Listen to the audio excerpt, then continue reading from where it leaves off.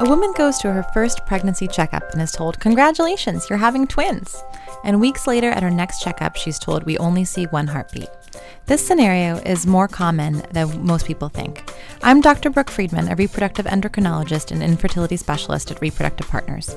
I'm here to shed some light on what is known as the vanishing twin syndrome. This is Twin Talks. The ultrasound shows your babies to be healthy. What? Did you say babies?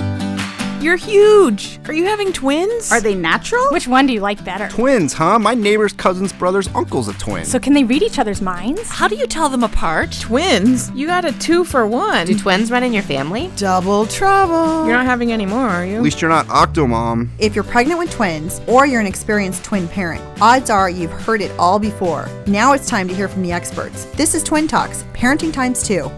Welcome to Twin Talks, broadcasting from the Birth Education Center of San Diego. Twin Talks is your weekly online, on-the-go support group for expecting and new parents of twins. I'm your host, Christine Stewart Fitzgerald. Now, have you heard about the Twin Talks Club? Our members get bonus content after each new show, plus special giveaways and discounts. Subscribe to our monthly Twin Talks newsletter and learn about the latest episodes available. Another way for you to stay connected is by downloading our free Twin Talks app. It's available in the Android and iTunes marketplace.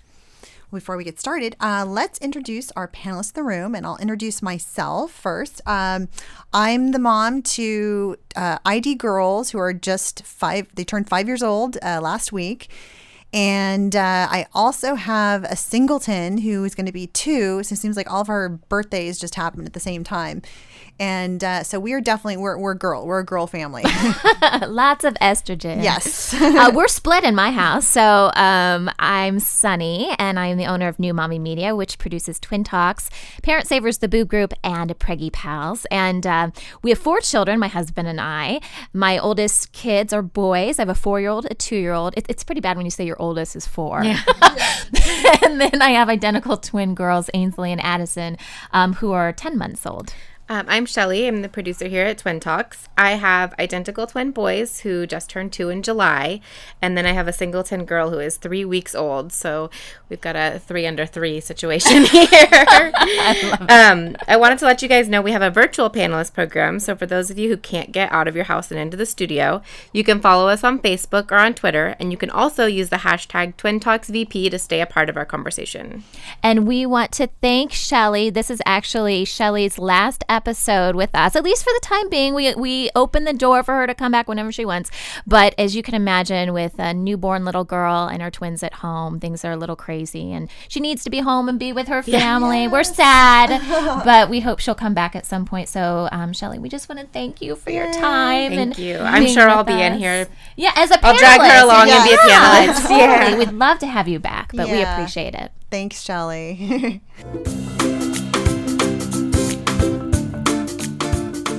So before we start today's show, we're going to talk about a different medical phenomenon. So instead of vanishing twin, we have an incidence where a woman ended up with kind of an extra one. So a woman in England considered a true medical miracle. She gave birth to triplets from 2 separate wombs. So it's a rare condition that only affects 1 in a million women. As you can imagine, she was concerned that she would never have children.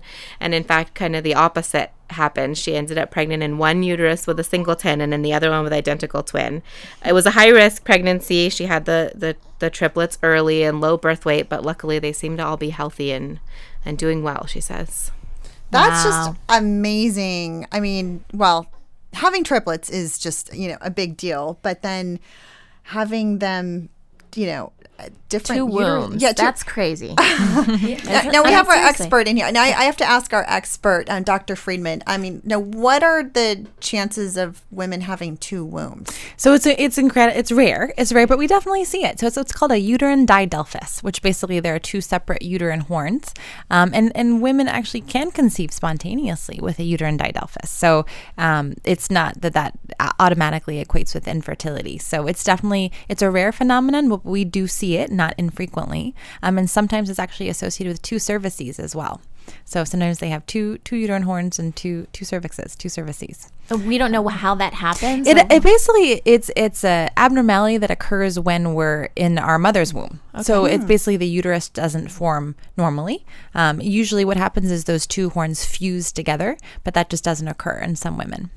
So they have one set of fallopian tubes. One on each side. So one on each side. Mm-hmm. Yep.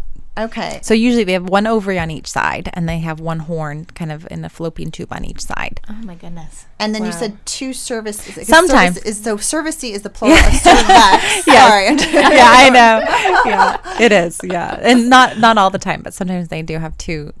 So a cervix for each horn. Okay, now I have to ask, just, from a clinical standpoint, I'm imagining this woman going into labor, and so she's having contractions on both each uterus, right? So she's having double contractions. I don't know that. I don't know that it would.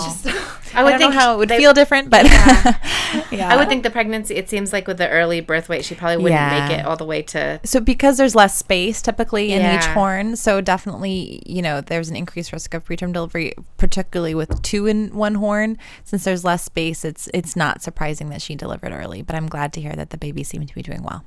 Did it say what the birth weight was? Did you say that for they the were babies? each between 2 and 3 pounds. Yeah. Oh. Yeah. They probably had some NICU experience. Yes. For sure. Yeah. Yes. Yeah. Wow. That's just amazing in of itself. But at least they're doing well, right? With this, Yeah, good to hear a positive story. Right. Was an update at 6 months? So the babies are 6 months now. That's great. Absolutely.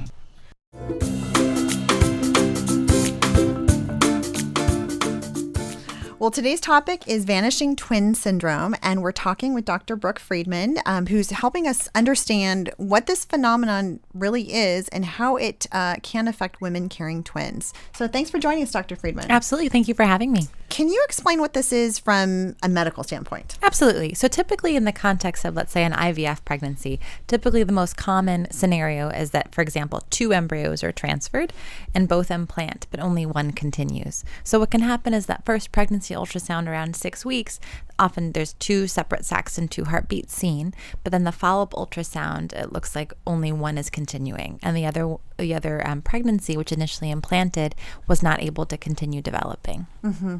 So it's known as a vanishing twin. Since one twin does not continue and typically is absorbed by the body, and then the remaining singleton continues. And does this happen more frequently with the use of fertility treatments, or spontaneously as well? Absolutely. It appears to be more common with fertility treatments, but also really with fertility treatments in pregnancy, typically we're doing monitoring earlier. So it's a little bit hard to compare with spontaneously conceived pregnancies where not all women are getting an ultrasound at 6 weeks. Mm-hmm. That's pretty early. It's like 2 weeks after a missed period. So often there may be vanishing twins that we're not picking up with spontaneously conceived pregnancies, because most women, when they go to their OB/GYN, aren't getting an ultrasound until later in pregnancy. So with an IVF pregnancy, we're typically doing that ultrasound quite early at 6 weeks. So we're also detecting this phenomenon because we're doing an ultrasound so early. So for most women, it's between 8 and 10 weeks is when you would go in for a dating ultrasound. And I remember being really concerned. I went in at 8 weeks and found out we were having twins, and then did all the research and was terrified for 2 whole weeks that this other twin was just going to disappear. And when I went back at 10 weeks to see the perinatologist who I would see for my pregnancy, he was like, that by the time you've seen 2 heartbeats on an ultrasound between 8 and 10 weeks, the odds of this happening are almost, don't even worry about it. It goes down substantially. Yeah, it goes down substantially because of it. So it's one of those things where, people are looking for it and worried about it, but by the time you've gone in and confirmed a twin pregnancy at a norm, a more average time, it's not really a major concern. Absolutely. Certainly beyond 10 weeks, it becomes less common. And what causes the loss of an embryo? Is this considered just like a standard miscarriage, or, what's the reason behind it? Sure. We typically think of it as that embryo was not able to continue to develop into a healthy pregnancy. So I often talk to women in much the same way if they've had a miscarriage. So we know that the majority of losses of, let's say, just a miscarriage are due to genetic abnormalities of the embryo that were preventing it from becoming a healthy pregnancy, a healthy child. So we know that was the most likely explanation for an embryo that's not able to continue developing. But it's something that we are often not able to answer with certainty. But most miscarriages, most pregnancy losses are due to a genetic abnormality of the embryo. And are there any factors that would put a woman at higher risk to lose an embryo? Again, I think it really stems to that. The most likely explanation is there being a genetic abnormality with the embryo. I mean, basically would tell a patient who has experienced a vanishing twin what I would tell a patient who've had a miscarriage is it's not your fault. There's nothing you did to make this happen. I think we know that, unfortunately, as we get older as women, we have an increased likelihood of having genetically abnormal eggs. That's just our biologic reality. It's not fair, but that's unfortunately just our biology. So as we get older, there is an increased likelihood of having a genetic abnormality in the embryo, which could increase the chance of a miscarriage. And would it be safe to say that if a woman has had a miscarriage in the past, is she more likely to have the incidence of vanishing twin? I wouldn't say that. I mean, I think that having a miscarriage is quite common, and so I think that it's I wouldn't say that it's necessarily predictive of having a vanishing twin. Well, good. That's good to know. Yeah, definitely. And I think we were talking earlier about sort of having vanishing twins, or take place within the first, maybe 6 or 8 weeks. Is that sort of the highest period of time in which that would happen, or are there certain periods of time where it's more dangerous or more frequent? So I would say earlier is more frequent. So I say prior to 8 weeks, when we're doing those early ultrasounds at 6 weeks, I mean, I think prior to 8 weeks seems more common. I think as with advancing gestational age, it becomes less common. So certainly after 10 weeks, certainly after 12 weeks, I think that it would be much less common. So when we think of a vanishing twin syndrome, we're typically thinking of a very early loss of that second pregnancy. And I would think so for most women who are not experiencing fertility treatments, and as Shelley said, going in, I think I went in at 8 weeks was my first checkup. So we may not even know. Most women who are at 8 or 10 weeks getting that initial ultrasound may have never know that there was a vanishing twin. True. Absolutely. I think that is true. We may never know. I think we know the incidence is most likely higher with IVF pregnancies in which we know that multiple embryos are being transferred. So the majority of the time, usually only one egg is released, and it usually doesn't split. So in couples who are and women who are not using fertility treatment, I think if they go in at that 8 week scan, I think most likely that started as a singleton pregnancy. But I'm sure there are certainly some that have begun, but I think it's a lot less likely. And overall, I mean, statistically speaking, what is the likelihood of conceiving multiples and then having the vanishing twin? I mean, I don't know if, I'm sure maybe it's different between spontaneous and IVF. Well, in the IVF literature, the rate of vanishing twins seems to range a little bit, but it has been described to be about 10% of all pregnancies, to be as high as 30% of all initial twin pregnancies may result in a vanishing twin pregnancy. So that's quite a range, but it's not uncommon in the IVF literature. I think, again, we just have less statistics regarding spontaneous pregnancies since most of those ultrasounds aren't done until later. So we just don't have as much data regarding a 6 week ultrasound versus an 8 week or 10 week ultrasound in the absence of fertility treatments. And we might be seeing more of it because I know that they just released the new guidelines for dating pregnancies that recommends getting the early dating ultrasound to kind of correlate with your last menstrual period. Because I know I have PCOS and I have very irregular cycles. And so if I hadn't been tracking my cycle, I would have been thoroughly confused when I went to get my ultrasound for this baby. I had had a miscarriage and then a really long cycle following that. So I went in and I would have been like 10 weeks pregnant based on when I had my last period, but I knew from tracking ovulation that I was really only 6 weeks along. So as more women become aware of the importance of dating pregnancy, especially with those end cutoffs for twins, right. Those 38, 39 week cutoffs, if you know your dates, then it's a better chance of being accurate. So maybe we'll see more data. Yeah. If it's earlier on. But I guess in general, it's safe to say that for most twin moms who've heard, okay, we're carrying, there's 2 heartbeats, that 90+% are going to continue on as healthy twin pregnancies statistically. I think that the further along in the first trimester that people get, the more comfortable we can be and kind of breathe a little bit easier. So I think the majority of the time it continues on without difficulty. So I think I would want to offer that reassurance to to couples who have conceived twins. But much the same way, sometimes people consider not sharing with the whole world that they're pregnant until the end of the first trimester. I mean, I think sometimes, particularly if it's an IVF pregnancy and you're doing a scan at 6 weeks, sometimes people choose to wait a few more weeks just to get final confirmation. But again, the vast majority of the time, it's continues on without difficulty. So we always want to be optimistic and hopeful. Yes. So, but I think it's something that we do know is a phenomenon that seems to be more common with IVF pregnancies since we're monitoring them early on. It's really interesting. I didn't know it was called vanishing twin syndrome at the time, but when I found out that I was pregnant with twins, they didn't catch it at my first ultrasound. So it was my first trimester screenings that I was doing. So I was about 11 weeks or so pregnant. And my first question to them was, is the second baby or are they both okay? Because since they didn't see it, I don't know if they were hiding. I don't know what was going on in 8 weeks. But that was my first question is, well, maybe they didn't see it because there's only half a twin there. Something, you don't know. I mean, someone's giving you news like that. That's you have a lot of questions like that. But and I think a lot of people finding out, especially if you didn't know you were going to have twins, there's no twins in your family, so it's one of those complete, surprises. I think it's really natural for parents to wonder, okay, what is the cutoff then for really thinking that this is going to be viable, But it sounds like it's great advice just to use that, first trimester mark before you make a big announcement. Yeah, I would say tell your friends and family, but if you feel comfortable. But I think for wider announcements, sometimes people feel more comfortable just waiting a few extra weeks. Mm-hmm. Right. Well, we're going to take a break, and when we come back, we're going to talk about some of the signs that you could experience a vanishing twin.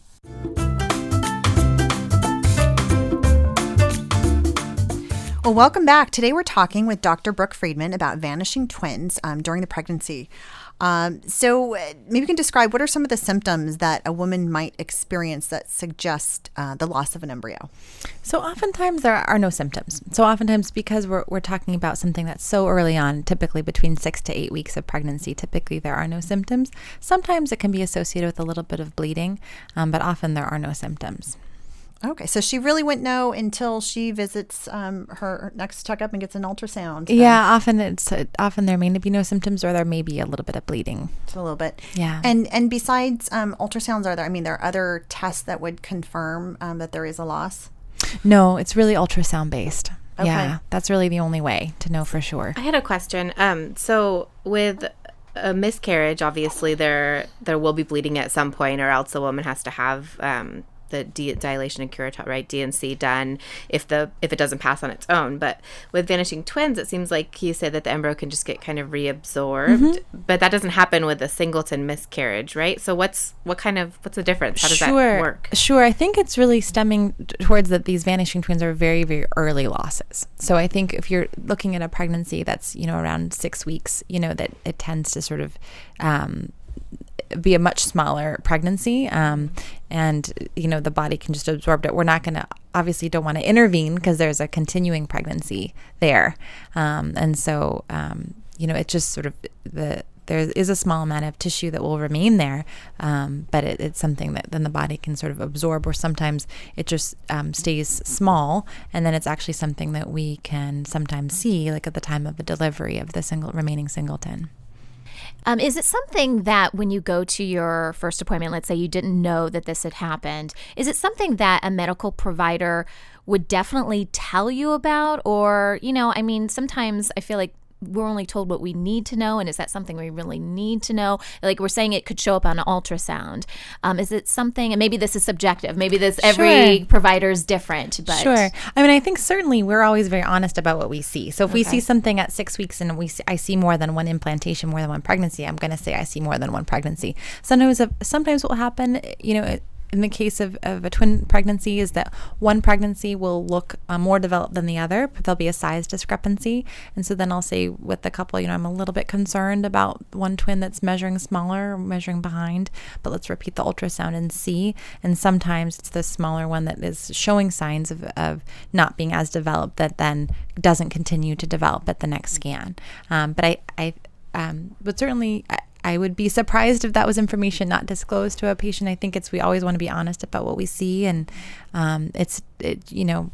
just want to be forthright and everything we see at each ultrasound.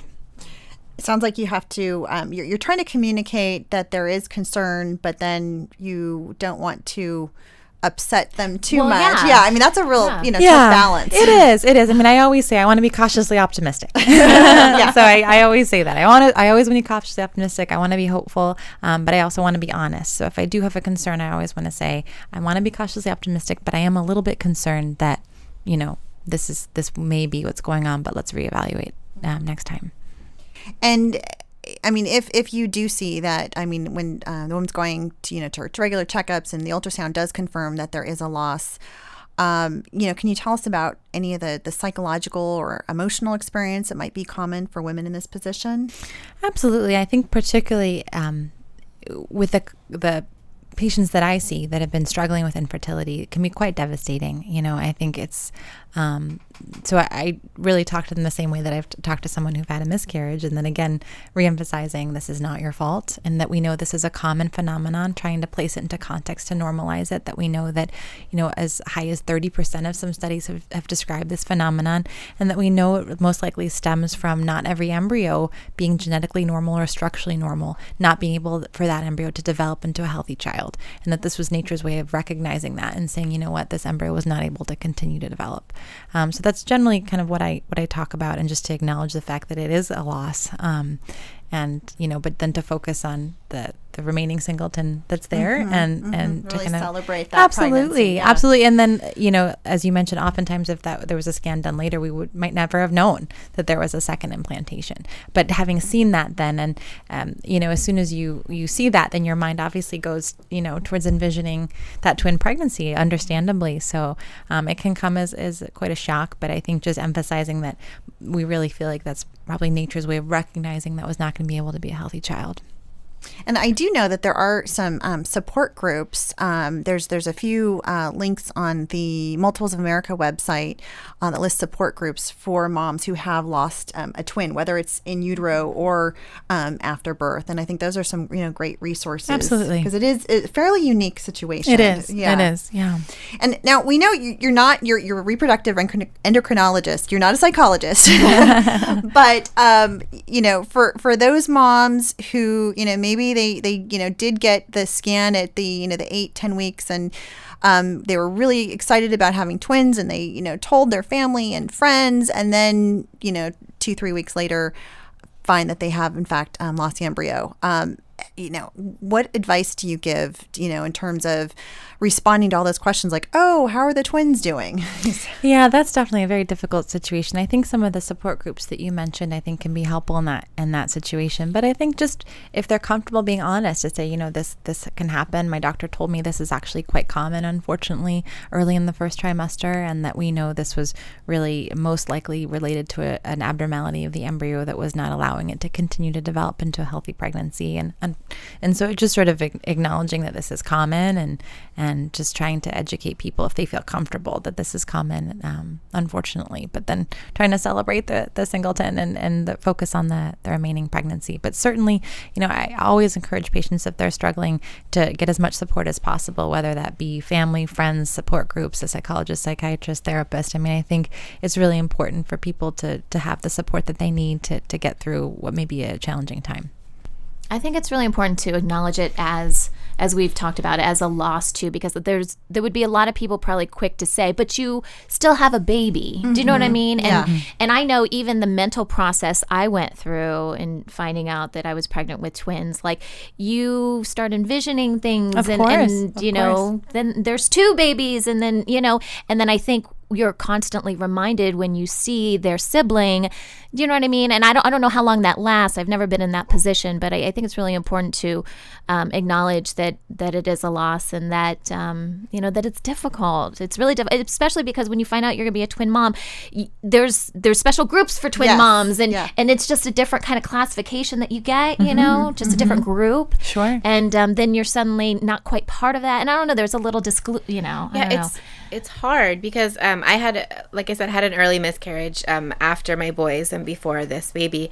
And I really struggled trying to get support because I had 2 healthy, happy children. And a lot of support groups are for people who, there are people with multiple miscarriages who don't have children yet. And it can be kind of kind of hard because you almost feel like you're not allowed to be upset because you know you already have kids and it's not that kind of thing. And so I think, like you said, acknowledging the feelings and kind of reaching out for support. I'm somebody who's struggled off and on with anxiety and other things, and I can't speak enough positive things about maternal mental health professionals. All moms struggle. I really honestly think every mom should find a good therapist. But it's just having somebody who's not judgmental to talk to about it can be really helpful. Your mom or your cousin or your friend, they're going to say, you've got one healthy baby, and it's going to be fine, and don't even worry about it. But somebody who's a professional won't have that.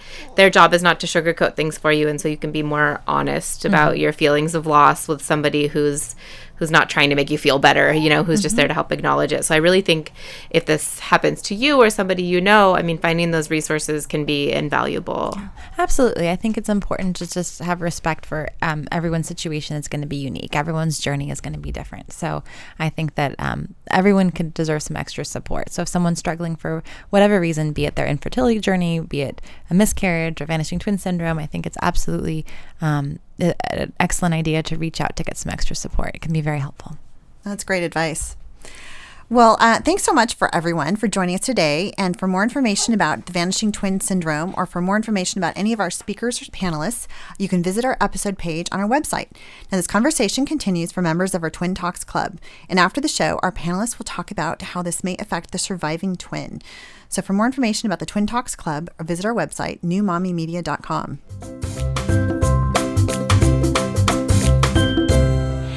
Hey, Twin Talks, we have a special segment today. It's called We're Expecting What? And it's all about the crazy stories we have of how we found out we were pregnant with twins. And this story comes from Carrie of Omaha, Nebraska, and she left us this message. Hi, this is Carrie from Omaha, Nebraska. My husband and I talked about having children, and we decided finally to try for one. He was in school finishing up his bachelor's degree after a second time going through college, and later on in years. Anyway, we had a sonogram scheduled, and he had a midterm that day, so he did not want me to talk to him until the end of the day. I wasn't allowed to text him. I had to go to the sonogram myself. We tried once to get pregnant, and when I went in for the sonogram, she told me we were having twins, and I was hysterical. I was laughing and crying and thinking my husband's going to kill me, and thinking this is so exciting, but mostly my husband's going to kill me. She actually told me I had to calm down so she could continue the sonogram. And when I got out, I told all my friends and family, and he still didn't know until the end of the day. So it was pretty funny. But they're two now, and they're beautiful, and we love them so much. It's the best thing that ever happened to us. So we're very happy.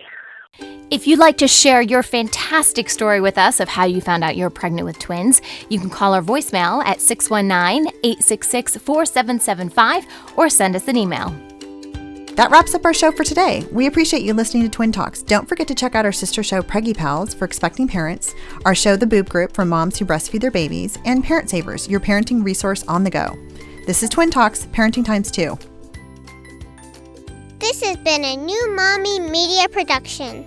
The information and material contained in this episode are presented for educational purposes only. Statements and opinions expressed in this episode are not necessarily those of New Mommy Media and should not be considered facts.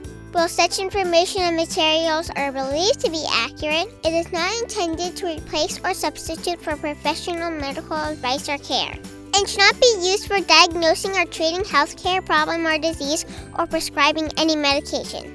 If you have questions or concerns regarding your physical or mental health or the health of your baby, please seek assistance from a qualified healthcare provider. New Mommy Media is expanding our lineup of shows for new and expecting parents.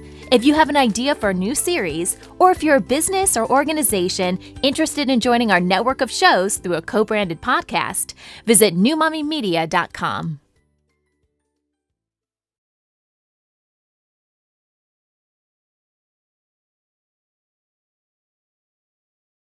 Hey mamas, don't forget to check out Mighty Moms. It's our online community built for new moms just like you. Not only can you connect with other moms, but you can also join us backstage for special mom-only online events. And you'll also be notified when we're recording so you can join us as a special guest. Visit our website, newmommymedia.com, and click on the Mighty Moms banner. It's free. That's newmommymedia.com. See you there.